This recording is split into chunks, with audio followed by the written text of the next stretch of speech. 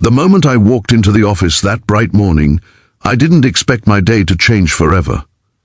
Sunlight poured through the tall windows, casting long shadows across the pristine glass desks, but the warmth outside couldn't touch the chill I felt inside the corporate building. I'd been working here for just a few months as a junior IT technician, invisible to most of the staff, blending into the background while life surged past me. My hands trembled slightly as I carried my toolkit, the hum of computers filling the air like the heartbeat of a city I had never fully belonged to.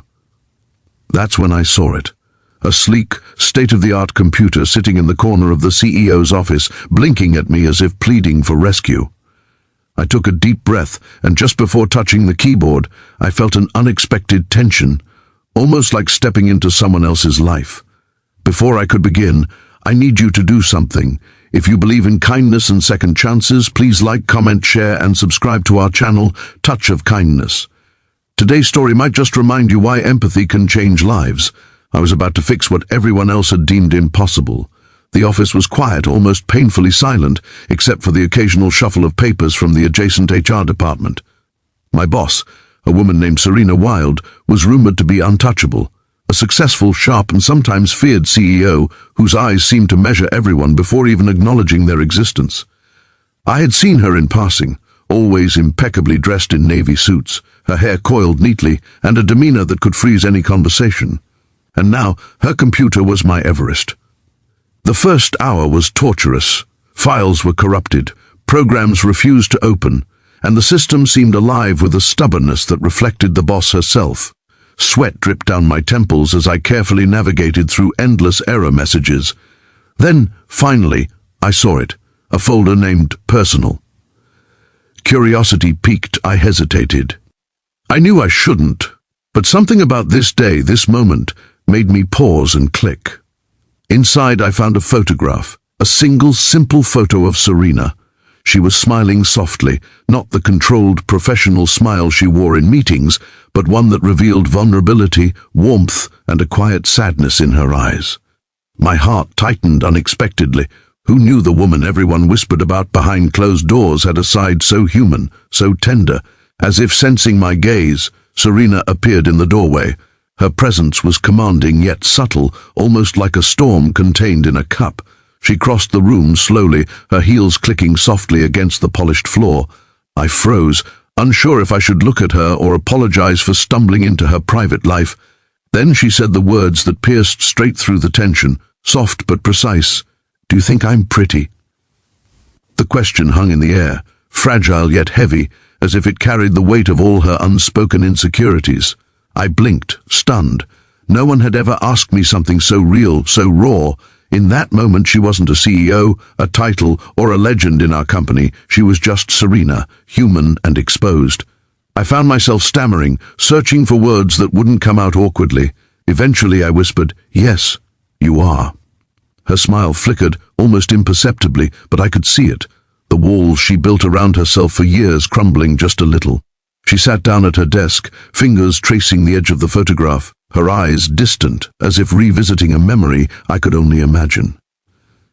"I've spent my life being someone else," she admitted quietly. "Someone untouchable, flawless. And now I wonder if anyone sees the real me." That moment shifted everything. What started as a routine computer repair had become something far more intimate, a bridge between two lives that had never intersected before. I asked her gently, trying to bridge the silence, "Do you want someone to see you as you really are?" She didn't answer immediately. Instead, she leaned back, letting out a sigh that sounded like it carried years of exhaustion. Then, with a vulnerability I hadn't expected, she nodded. I realized then that power and prestige could never replace the simple human need for recognition, understanding, and acceptance. As I continued to fix her computer, she talked. She told me about the pressures of running a company, the loneliness that came with leadership, and the sacrifices she had made for success. Her voice was soft but passionate, painting a picture of a life that was both glamorous and painfully isolating. I listened, silently honoring the trust she was offering me, aware that this conversation would stay with me forever. Hours passed like minutes. The office lights dimmed slightly as the day drew on. the sun traveling lazily across the sky, illuminating the city beyond the glass walls. When the computer finally hummed back to life, functioning better than it had in months, Serena looked at me, not with the demanding gaze of a boss, but with a gentle human appreciation I could feel in my chest. She smiled, the kind of smile that could mend broken pieces in unexpected ways. "I never thought I'd feel lighter," she admitted. "Just talking, just being seen." Her words resonated deeply. I realized that our lives were often a series of masks and walls, and it took a moment of courage, a shared vulnerability, to let them fall. In that office, between corrupted files and blinking screens, something transformative had happened, not just in technology, but in humanity. From that day onward, our relationship shifted. It was subtle at first, small nods in the hallway, shared laughter over coffee breaks, but gradually it became a bond built on respect, understanding, and honesty. Serena, the woman who had once seemed untouchable, now laughed freely, admitted mistakes, and even sought my advice on matters far beyond computers. I, the quiet technician, felt a warmth I hadn't known I needed. Months later, I learned a secret she had kept from everyone. The photograph I had seen was of her mother, a woman she lost too soon, whose beauty and kindness had shaped Serena into the complex, driven woman she was.